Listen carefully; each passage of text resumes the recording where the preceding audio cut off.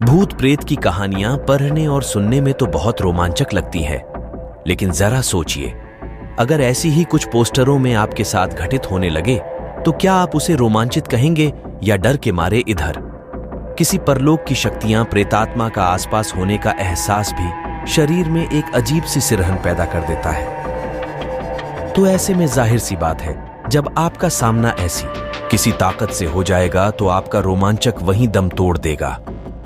वैसे तो कहने को बहुत सी ऐसी जगह है जहां यह एक माना जाता है कि आत्माओं का वास, कोई वीरान और अकेला घर हो या एक लंबे समय से खाली पड़ी इमारत। इसके अलावा वह स्थान जहां किसी दुर्घटना की वजह से भी किसी की जान गई हो, उसे भी हम योग्य नहीं मानते हैं कि हम वहां जाएं, क्योंकि जिन लोगों की जान दुर्घटना में जाती है उनकी आत्मा को मुक्ति नहीं मिलती और भी भटकते रहते हैं।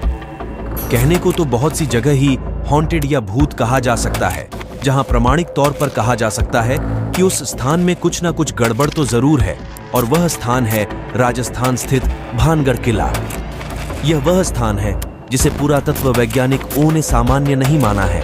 तभी तो राज्य सरकार द्वारा भानगढ़ किले के चारों तरफ से बाहर चेतावनी के तौर पर एक बोर्ड लगा हुआ है, जिसमें साफ साफ लिखा है कि सूर्य उदय होने से पहले और सूर्यास्त के बाद कोई भी इस किले में नहीं रुकेगा और नहीं आएगा।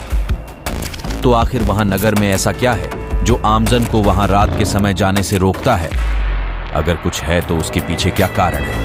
हालांकि कोई भी पुख्ता तौर पर वहां घटने वाली दुर्घटना का कारण नहीं बता पाया, लेकिन स्थानीय लोगों के बीच प्रचलित हैं कुछ कहानियां जो साबित करती हैं कि वहां कुछ न कुछ तो जरूर हो सकता है। लोगों का मानना है कि बहुत समय पहले स्थान पर रत्नावती नाम की बहुत सुंदर राजकुमारी रहती थी, जिस पर काला जादू करने वाले तांत्रिक की कुदृष्टि थी। तांत्रिक ने अपने जादू से राजकुमारी को वश में करके उसका शारीरिक शोषण किया, लेकिन एक दुर्घटना के चलते उस तांत्रिक की मृत्यु हो गई और आज भी उस तांत्रिक की आत्मा भटकती रहती है। तांत्रिक के श्राप के अनुसार कभी भी बस नहीं सका, वहां रहने वाले लोगों की मृत्यु हो जाती है, लेकिन उनकी आत्मा को मुक्ति नहीं मिलती है। प्रचलित कहानी के अनुसार सिंधु देवड़ा महल के पास स्थित पहाड़ पर तांत्रिक क्रियाएं करता था। वह रानी रत्नावती के रूप पर था।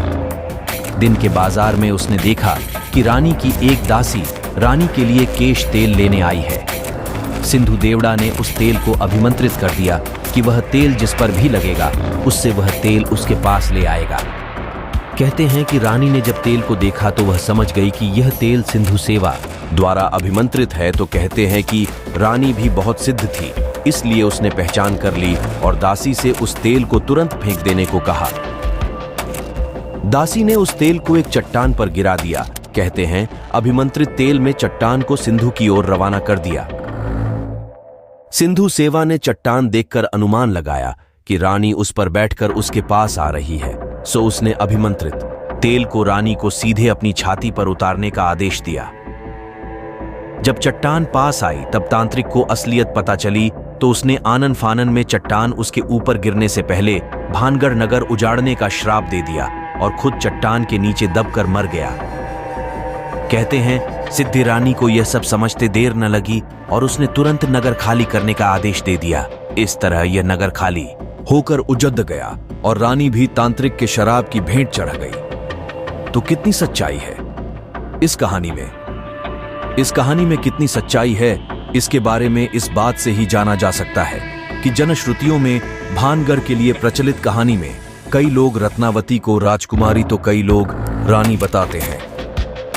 रानी रत्नावती का जिक्र तो हर कोई करता है, पर वह किस राजा की रानी थी, उसके राजा वे, उसका शासनकाल कौन सा था, नगर किस काल में उड़ा, इस प्रश्न पर सब चुप हैं। अक्सर लोग इस नगर व किले को 400 वर्ष पहले उठना बताते हैं, पर किले में मिले विभिन्न राजाओं के शिलालेखों की तारीख देखने के बाद उसकी उजड़ने की समय सीमा काफी कम हो जाती है। पर बहरहाल बात चाहे जो भी हो, इस पोर्ट को या इस भानगढ़ के किले को अब भी लोग सबसे ज्यादा डरावना मानते हैं। ये कह सकते हैं कि भारत का सबसे प्राचीन स्थान जो भी है, जिसमें भूतों का निवास होने की पूरी आशंका या जहां बहुत विराज करते हैं, वो भानगढ़ का किला ही है।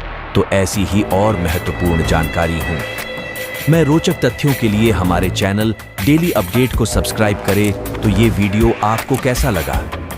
हमें लाइक या कमेंट करके जरूर बताएं। धन्यवाद।